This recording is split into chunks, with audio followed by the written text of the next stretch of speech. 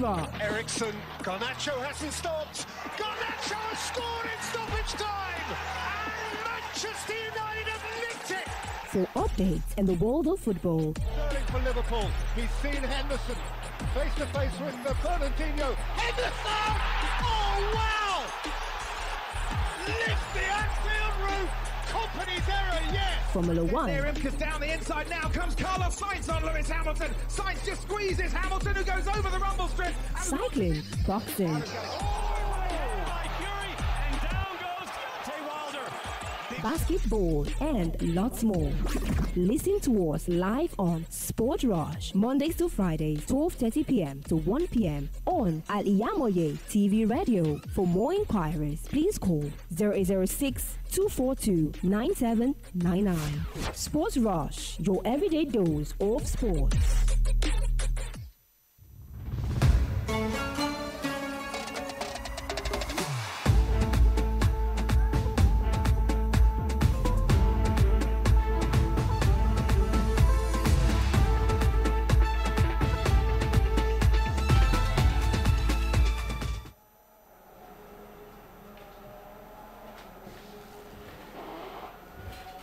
Good morning, everyone. Welcome to Sportville on Al-IyamoyeTv and radio, where we give you the updates on sports all over the world today. And I am YAZID TAOHEED. I'm sure YAZID Sport. Good morning. Okay, starting with the friendly match that came up today in the period of 1:15 a.m. where Chelsea and Newcastle played 1-1, and also Real Madrid defeated Manchester United 2-0. The World Cup women USA played 1-1 with Netherlands, where Arsenal also defeated Barcelona 5-3 in the club friendlies. Starting with Chelsea, what we talk about Chelsea's performance against Newcastle, especially the striker Nicholas Jackson.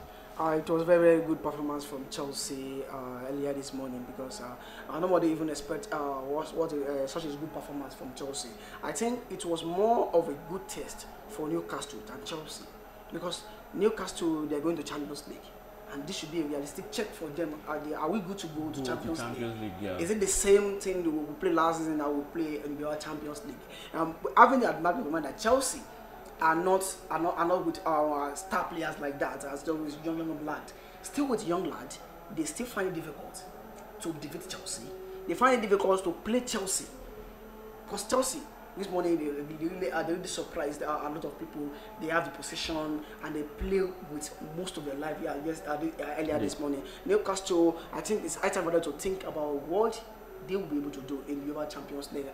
And on Nicholas Jackson issue, I think just Chelsea fans should be happy out there that they have a very good striker, that's a fighter like Didier Drogba, a fighter like Diego Costa. It's been long that Chelsea have a striker that always fights for every duel, every ball in the box, outside the box, in the defensive line. If you look at the style of play of Diego Costa and Didier Drogba, you will see there are some similarities between these two players, because they are fighters. They don't want to lose. They also want to fight with everything. You look at the striker that Chelsea have brought in, Morata, Fernando Torres, Bukayo, and the likes. They are not kind of that striker that we want Chelsea for. Chelsea will have a rugged striker. Look at in the first about what Nicholas Jackson did for Anthony Gordon. Yeah.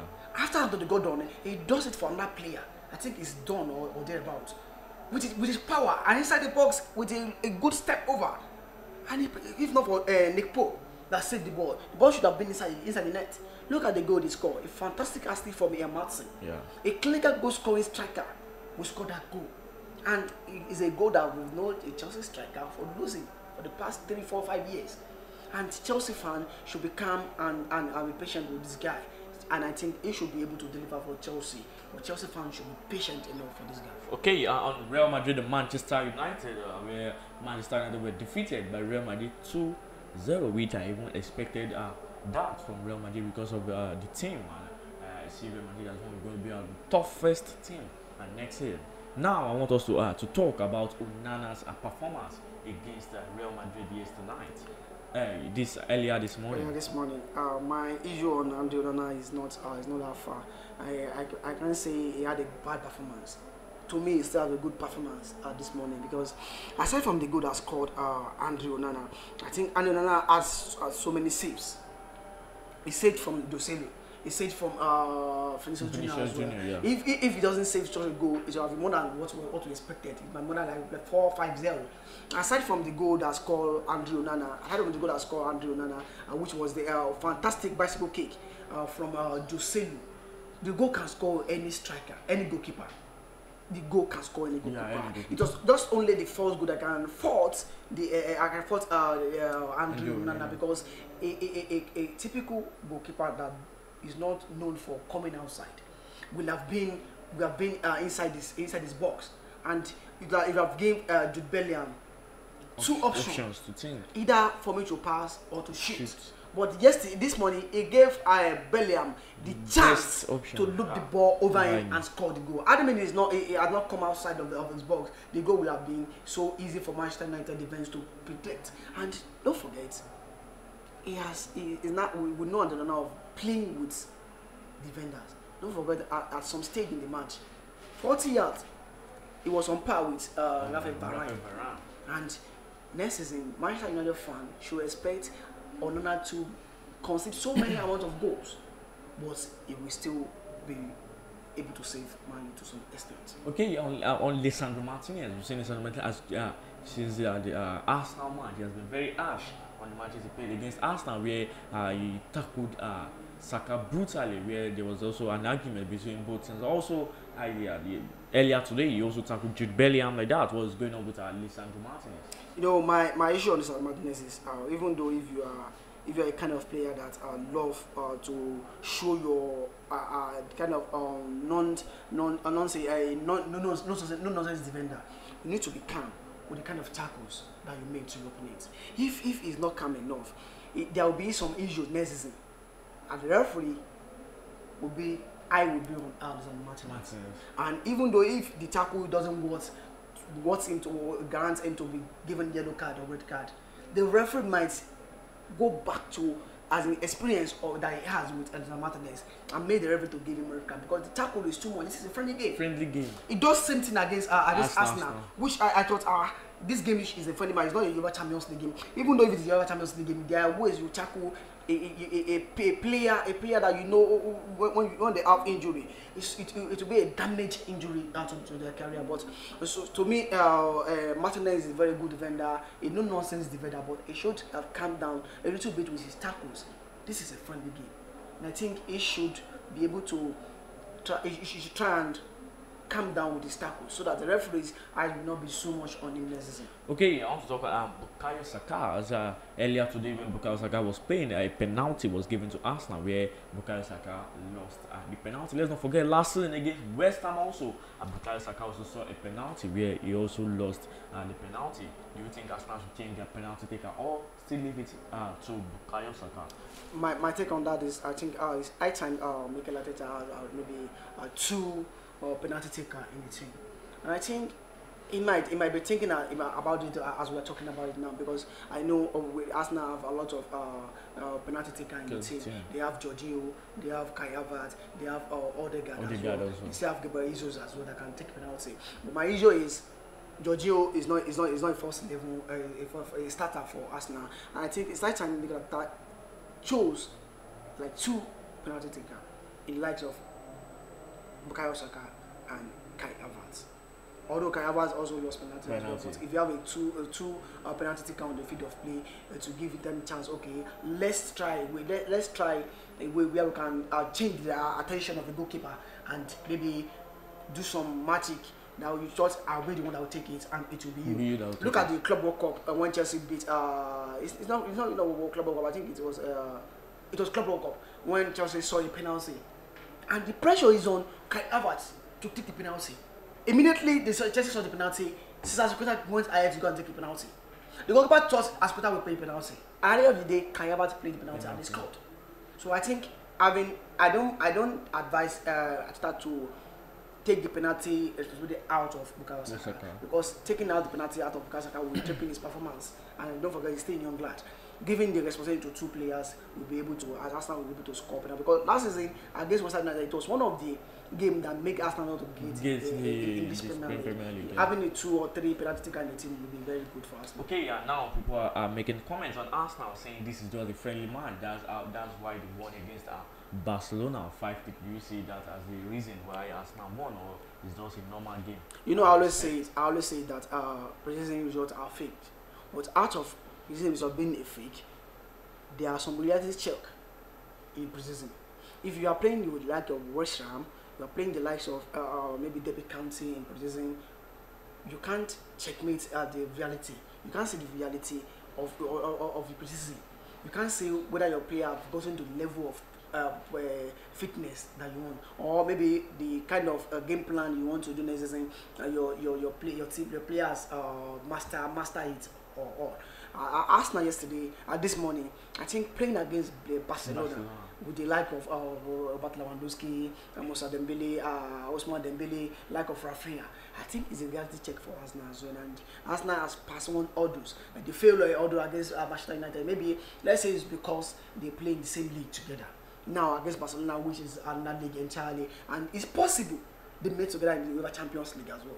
So Arsenal has passed they have course through an order like that, and I think we can't just say it's just preseason. It's a game against two big sides, although preseason results are fake, but it's really check that Arsenal should be able to say, okay, we are getting there, and this should cross the mind of Mikel Arteta how he want to use his midfield next season.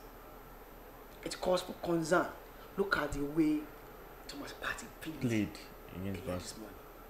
I've seen this kind of performance from Thomas Partey maybe before he got injured. Thomas Partey, this kind of performance, he has shown this kind of performance against Tottenham Hotspur last season. Where he scored a fantastic rocket goal from outside the box, and he has been showing it consistently for Arsenal, even not for injury. And it's that time for Arsenal not to lose focus, on releasing Thomas Partey to any team, because the clients still need to learn a lot from Thomas Partey. Having Thomas Partey and the clients together in the team should be able to make Arsenal move forward next season. Okay, let's take a short break from here. When we get back from the break, we continue on and the World Cup coming up between Nigeria and Australia. Do stay with us. Thank you.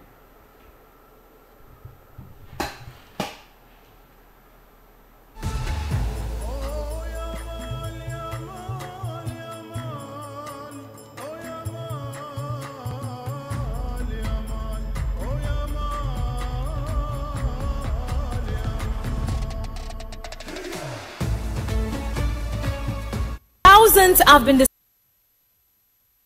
disappointed severally seeking a pass. Those traveling, it is a rocket science. That is not a case. How staff travels and talks. They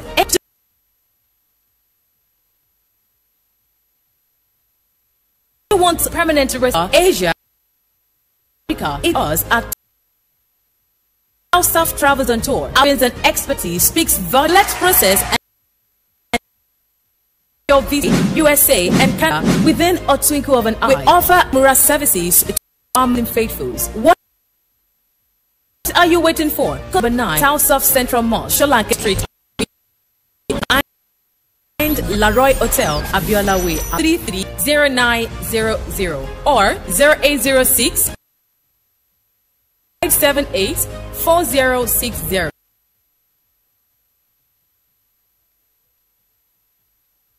Stop wasting money. Pay for peace of mind. Talk to Taosoft Travels.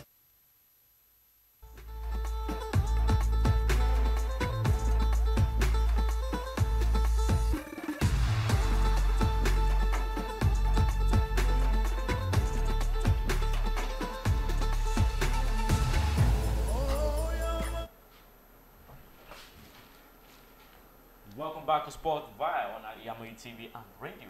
Okay, now to our Super Falcons match coming up by 11 o'clock between Nigeria and Australia. And lineup reaching me now on Nigeria. We have Ashley Plum, we have Blessing, we have Ohalian, we have Mikel Alozie, and keeper in Nadozie. We have Ochebe, we have Alimont and Payne. And in the midfield option, we have Rashidat Ajibade, we have Uchenna Kano and Odumonu in the forward options for Nigeria. What do you see to and Nigeria's match against Australia by 11 o'clock. I think this is a must-win game for the Super Falcons of Nigeria. If they are not able to win the game, I think they should not lose this game because yesterday I think Canada won their own game against Ireland, and I think if Super Falcons of Nigeria want to progress to the next round of the World Cup, they need to get a result from this game. Either they have a 3 points or have a 1 point. Because if you look at the game now, Ireland is out of the competition, which is possible for Ireland in the last game not to put in on their best against the Super Falcons of Nigeria. It will now be a battle between Canada and Australia. If Super Falcons eventually lose this game today, it will give Australia an edge, having 4 points. Canada having 4 points as well. Nigeria have 1 point. Now the next game between Canada and Australia, they will either go for a draw, and even though they don't go for a draw, if one of them lost, let's say for example Australia lose, head to head against the Super Falcons of Nigeria has made Australia to qualify. Yeah. If Canada lost, Canada against Nigeria, they play a new draw in the first game. It means Canada might have a chance to progress if provincial the goal difference between both sides tally together. So today Super Falcons of Nigeria need either to win the game, but the most preferable is for them to win, so that they will have an edge above Australia. They have the same points with Canada, and I think Asante Shola is not on the starting lineup. Is on bench. I didn't see that as a concern for the Super Falcons, because with that Super Falcons will not able Australia would not be able to have a player target.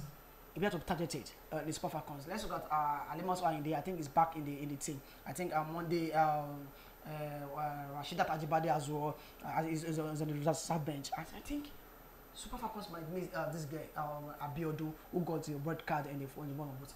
As well, they have Al-IyamoyeTv back in the middle of the pack. And I think Super Falcons of Nigeria should be able to do well with even with the absence of Asante Shola. He can come over from the bench and come and do the damage for the Australian women.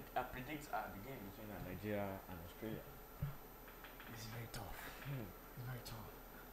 I'll go for a win for Super Falcons of Nigeria. Okay, Super Falcons are winning. We all want our Super Falcons to win as they represent Nigeria as a whole. Okay, moving down to Lukaku. Romelu Lukaku, Juventus came with option of loan for Romelu Lukaku from Chelsea. As we know, Inter Milan wants to bring him into the team, but Lukaku has been very, very stubborn on Inter Milan. He should not picking up their calls and not replying to anybody. And now Juventus are coming on for loan on Romelu Lukaku. What will Chelsea do to Romelu Lukaku? I think Juventus should not even make the attempt to come to Chelsea for a loan day, because I think Inter Milan, they came with at least £40 million for Lukaku, £35 million for 5 million add-ons, and Juventus as well came. Maybe they disguised to have a competition with Inter Milan. At the end of the day, Lukaku danced to the tune of Juventus. It neglected Inter Milan. I think Chelsea will not accept a loan day, because they've said it already that they don't want any loan day. And don't let us be surprised if Lukaku end up in Saudi Arabia. He has once rejected offer from Saudi. He has once rejected, and now Juventus are bringing in a loan offer, which Chelsea don't want any loan offer for Lukaku. They want to get rid of Lukaku out of their salary structure. Now, I think this kind of issue might be a game plan between Chelsea and Juventus, for Chelsea to be able to get money from Saudi Arabia, because we have a team for Saudi Arabia that bring out £50 million and £60 million for Romelu Lukaku. And if a team wants to have you are doing business, you want to have profit. Bring in £40 million for a striker, and you have a team that brings out 50, 60. You rather collect £60 million. Don't let us be surprised if Lukaku end up in the Saudi Pro League. Okay, the David De Gea is being eyed by Bayern Munich, as we have said earlier on. David De Gea back in our program, so saying David De Gea shouldn't go to a more competitive league, does go down to the Saudi Arabian, and there was links that time on Al-Nassr, but now Bayern are eyeing David De Gea. I think if the rumor is true, I think going to Bayern Munich, Thomas Tuchel is not the kind of coach that loves a ball playing goalkeeper. what he's concerned about is how to save the team. And don't forget, we still have Manenua. Although Manenua is an age goalkeeper, but you can't still remove Manenua history from Bayern Munich, and you can't take away Bayern Munich out of Manenua as well. Manenua is out injured, and I think David De Gea, if the rumor is true, David De Gea is very good replacement for a good competition, the competition between Manenua and David De Gea at Bayern Munich. But having David De Gea at Bayern Munich, with a lot of experience in the EPL, I think he should be able to help Thomas Tuchel's side, Bayern Munich. Okay, won't it now affect Jan Sommer on Bayern Munich? I think Bayern Munich want to sell Jan Sommer because they brought him up from Borussia Mönchengladbach last season, and he has not been able to prove himself, perform up to expectations for Bayern Munich. And I still having David De Gea and Jan Sommer, I think Jan Sommer cannot be put side to side with David De Gea. I think if they get David De Gea, they have a very good, fantastic goalkeeper. Okay, now on Manchester United, don't you think Erik ten Hag is confused of the Manchester United midfield options between Mason Mount and Bruno Fernandes? When we talk about a confused human being, I think it's Erik ten Hag. Because now in the game against Real Madrid, remember Real Madrid have a very compact midfield. They have Kamavinga, they have Jude Bellingham, I think they have Chomani as well in the middle of the back, Modric as well. And if you look at the first half game, Mason Mount was played as number 10 position. Whereby he played from the left wing. And last season, most of the game that Bruno shined so much was in the midfield. We know Bruno has been a creative midfielder. Mason Mount as well, a creative midfielder as well. Now, this is where the question lies. Who is more creative between Mason Mount and Bruno Fernandes? To me, I would rather go for Bruno Fernandes, being a more creative midfielder than Mason Mount. I will even urge every time to play Mason Mount out wide more than Bruno Fernandes. But for you to get best out of Bruno Fernandes is from the middle of the park, and sometimes Mason Mount play from the flank as well and come inside. But the main issue now is, can both of them play together in the team? That's where the problem lies. If both of them play together, won't they give a lot of problem for Casemiro? There will be a lot of workload on Casemiro, but I still prefer Bruno Fernandes being played as a creative midfielder and maybe Mason Mount playing out wide. Outside. Okay, on Real Madrid also, Eduardo Camavinga, as well, towards the end of last season, Camavinga was used as a left back. Where do you see Camavinga playing next season? And even though he plays, where will he best fit in? Next season. I think Camavinga next season, I think he cannot play from the left-hand side, left back. I think should warrant him to play the last season. I love some players. If there's a player in a team that's able to help a team whereby there's a problem for a team. I could remember in the era of Michael Essien. Michael Essien played a right back, played left back, played central back for Chelsea. Even though there are some times that don't tell you play as a striker for Chelsea. Against Bordeaux, I could remember very well. In the UEFA Champions League, he played as a striker for Chelsea. So I love when you have a player in a team that is very utility player that can play from any position. But Camavinga I see him playing more in the midfield position compared to playing from the left back. Don't forget, you still have Fernand Mendy can play from there. If you have Alaba can play from the left back. So I think more, if you want to get the best out of Camavinga, it's a from the midfield position. Okay, and lastly, on Trossard in Arsenal. As you see, Trossard's performance earlier today was very fantastic, netting a brace also. And Trossard, as you see Arsenal team going, I don't think it's going to be one of the starting 11 for Arsenal next season, which is really going to affect Leonardo Trossard position. What do you think the head coach of Arsenal should do, Mikel Arteta? This should be a cause of concern for Mikel Arteta, and I think in the preseason so far, one particular player has been unable to live up to his position in preseason. He has not even scored or make an assist for Arsenal, which is Gabriel Martinelli. I think he might be the one that will be eliminated from the team. That Trossard can come in, but Trossard can play from the left-hand side as well. And if you look at the game he played this morning, I think that is the secret weapon of Arsenal next season. Because he's not the kind of player that all eyes is on him. Most teams might underestimate Trossard. All eyes might be on Kai Havertz, Odegaard, Bukayo, Saka, and he might come in and do the best out for Arsenal next season. I think Arsenal have a weapon a secret weapon next season, whereby they can use to defeat most teams next season. And I think Gabriel Martinelli might be the one that will suffer most from the form of Trossard in the preseason so far, because for a player to have a good performance in the preseason, it means a good coach rather put such a player in the first 11 next in following season, rather than bringing in a player that doesn't. Although preseason sometimes, if you have a player that scores most in preseason, it doesn't mean that such a player will play very well in the regular season. But let's look at Trossard's performance at Brighton.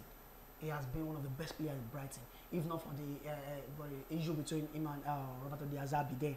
I think he's one of the best players for Brighton then as well. And I think Martinelli will be the one that will get out of the team for Trossard next season. Okay, a quick question on Arsenal. Last season we saw that Martin Odegaard, Gabriel Martinelli and Bukayo Saka ended up the season with 15 goals and above. Do you see a replication of that next season? I don't say such. I still say Bukayo Saka improving in 11 goals he scored last season, but I don't say that from Martin Odegaard, because now Martin Odegaard are a competitor in the midfield, which is a goal scoring midfielder as well, which is Kai Havertz. So let's say for example, between both of them, maybe they share 20 goals if possible. But sometimes we know Odegaard being more clinical than Kai Havertz, but sometimes it's possible Kai Havertz play a first night for Arsenal next season, and possible Kai Havertz score some lucky goal for Arsenal next season, being play most inside the box.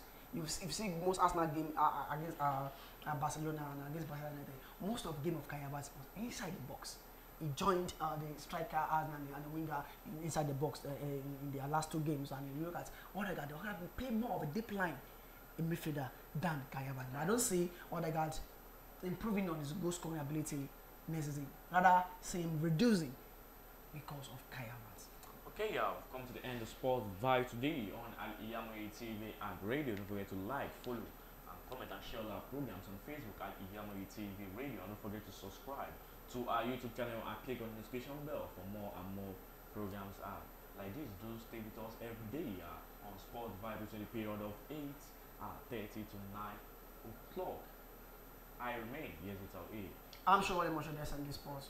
Goodbye.